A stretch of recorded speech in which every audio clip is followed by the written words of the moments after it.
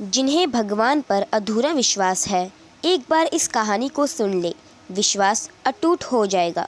वृंदावन शहर में एक वैद्य थे, जिनका मकान भी बहुत पुराना था।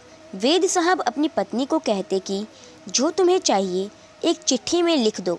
दुकान पर आकर पहले वह चिट्ठी खोलते, सामान के भाव देखते, फिर कहना से दुआ करते कि सावरे, मैं केवल तेरी इजाज़त से तुझे छोड़कर यहाँ दुनिया में आ बैठा हूँ। तू मेरी आज की व्यवस्था कर देगा, उसी समय यहाँ से उठ जाऊँगा। और फिर कभी सुबह 9:30, कभी 10 बजे वैद्य जी रोगियों की दवा देकर वापस अपने गांव चले जाते हैं। एक दिन वैद्य जी ने दुकान खोली, फिर चिट्ठी खोली तो देखते ही रह गए। एक बार तो उनका मन भटक गया। उन्हें अपनी आंखों के सामने तारे चमकते हुए नजर आ गए, लेकिन जल्द ही उन्होंने अपने मन पर काबू पा लिया। आटे, दाल, चावल आदि के बाद पत्नी ने लिखा था, बेटी के दहेज का सामान लाना है। जी कुछ सोचते रहे, फिर बाकी चीज़ों की कीमत लिखने के बाद दहेज के सामने लिखा, यह काम मेरे कान्हा का है, कान्हा ही जाने। एक दो मरीज आए थे, उन्हें वैद्य जी दवाई दे रहे थे। इसी दौरान एक बड़ी सी कार उनकी दुकान के सामने आकर रुकी। दोनों मरीज दवाई लेकर चले गए। वह साहब कार से बाहर निकले और राधे राधे करके बेंच पर बैठ गए। वैद्य जी ने कहा, अगर आपको अपने लिए दवा लेनी है तो आपकी नाड़ी देख लूं। उस आदमी ने कहा, जी मुझे लगता है आपने मुझे पहचाना नहीं।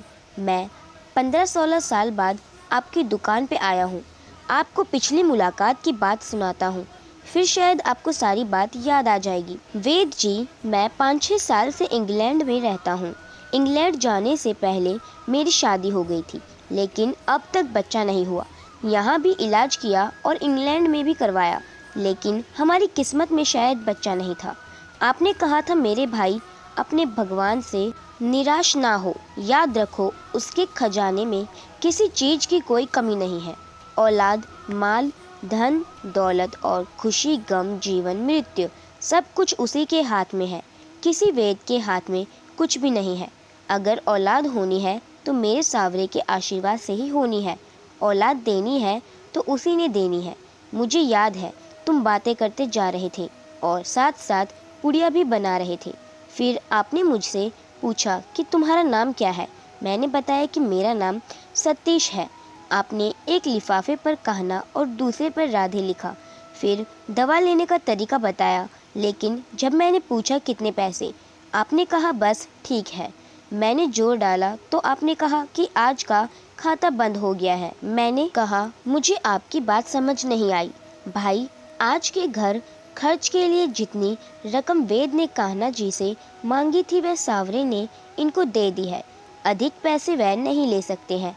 मैं बहुत हैरान हुआ और शर्मिंदा भी हुआ कि मेरे कितने घटिया विचार थे और यह वैद्य कितना महान व्यक्ति है। मैंने जब घर जाकर पत्नी को दवा दिखाई और सारी बात बताई तो उसके मुंह से निकला, वो इंसान नहीं कोई फरिश्ता है और उसकी दी हुई दवा हमारी मनोकामना ज़रूर पूरी करेगी। वैद्य जी, आज मेरे घर में 3 बच्चे हैं। हम पति पत्नी हर समय आपके लिए दुआएं करते हैं। जब भी वृंदावन में छुट्टी में आया, कार उधर रोकी लेकिन दुकान को बंद पाया। कल दोपहर भी आया था, दुकान बंद थी। एक आदमी पास ही खड़ा हुआ था। उसने कहा कि अगर आपको वैद्य जी से मिलना है तो सुबह 9 बजे अवश्य पहुंच जाए, वरना उनके मिलने की कोई गारंटी नहीं। इसीलिए आज सवेरे सवेरे आपके पास आया हूँ। वैद्य जी, हमारा सारा परिवार इंग्लैंड में बस चुका है।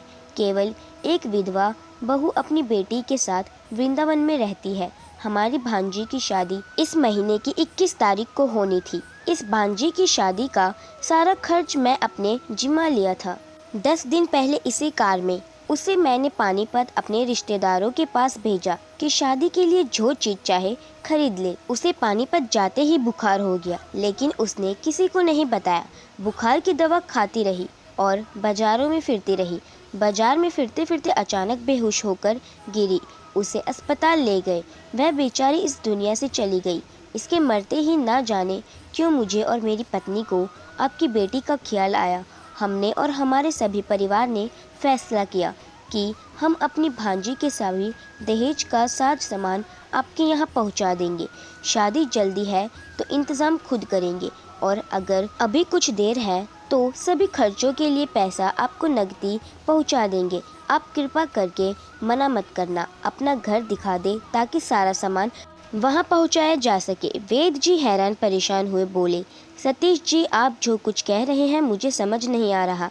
मेरा इतना मन नहीं है। मैं तो आज सुबह जब पत्नी के हाथ की लिखी हुई चिट्ठी यहाँ आकर खोलकर देखा तो मिर्च मसाला के बाद जब मैंने ये शब्द पढ़े, बेटी के दहेज का सामान, तो आपको पता है मैंने क्या लिखा। आप खुद यह चिट्ठी ज़रा देखें।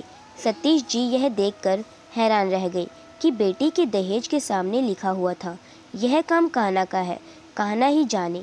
सतीश जी, यकीन करो, आज तक कभी ऐसा नहीं हुआ था कि पत्नी ने चिट्ठी पर बात लिखी हो और मेरे सावरे ने उसका उसी दिन व्यवस्था ना कर दी हो। आपकी भांजी की मौत का मुझे सदमा है, अफसोस है, लेकिन मैं सावरे की कुदरत से हैरान हूँ कि वह कैसे अपने काम दिखाता है। जय श्री राधे कृष्णा। धन्यवाद।